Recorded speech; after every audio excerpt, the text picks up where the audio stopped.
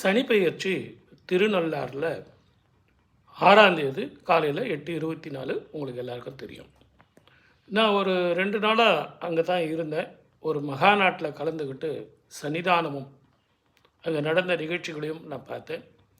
சனி பெயர்ச்சிக்கு விரிவான ஏற்பாடுகள் செஞ்சுக்கிட்டு இருக்காங்க.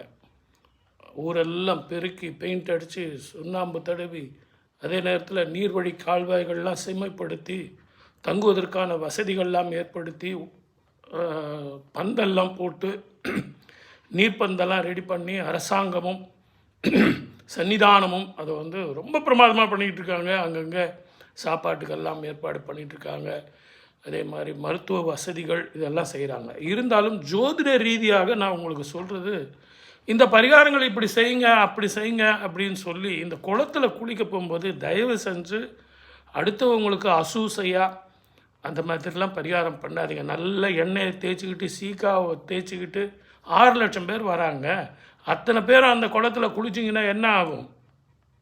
முதல்ல குளத்தில் குளிப்பது எப்படி, நதியில் குளிப்பது எப்படின்னு இருக்குது. பக்கத்தில் பாத்ரூமில் எண்ணெய் தேய்ச்சி சீக்கா தடவி நல்ல ஜம்முன்னு குளிச்சுட்டு பிறகு போய் நீங்கள் அந்த குளத்தில் குளிங்க.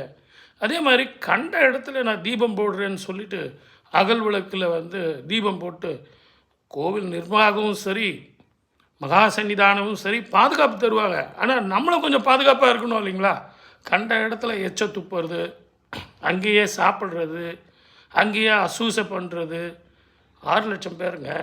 ஜோதிட ரீதியாக இன்னொன்று சொல்கிறேன். 6ஆம் தேதியே முதல் நாளே கோவில்களுக்கு போய் சனிப்பெயர்ச்சியை நான் பார்க்கணும் அப்படிங்கிறது எந்த சாஸ்திரத்துலேயும் சொல்லப்படல. 48 நாள் போகலாம்.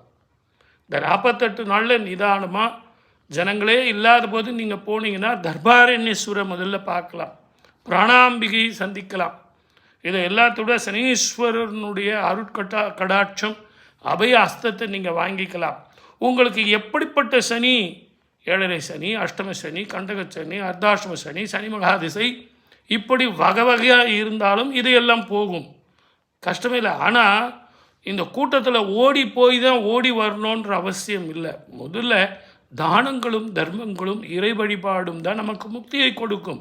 அந்த நாளில் பார்த்தா தான் நமக்கு புண்ணியம் கிடைக்குங்கிறதுலாம் கிடையாது.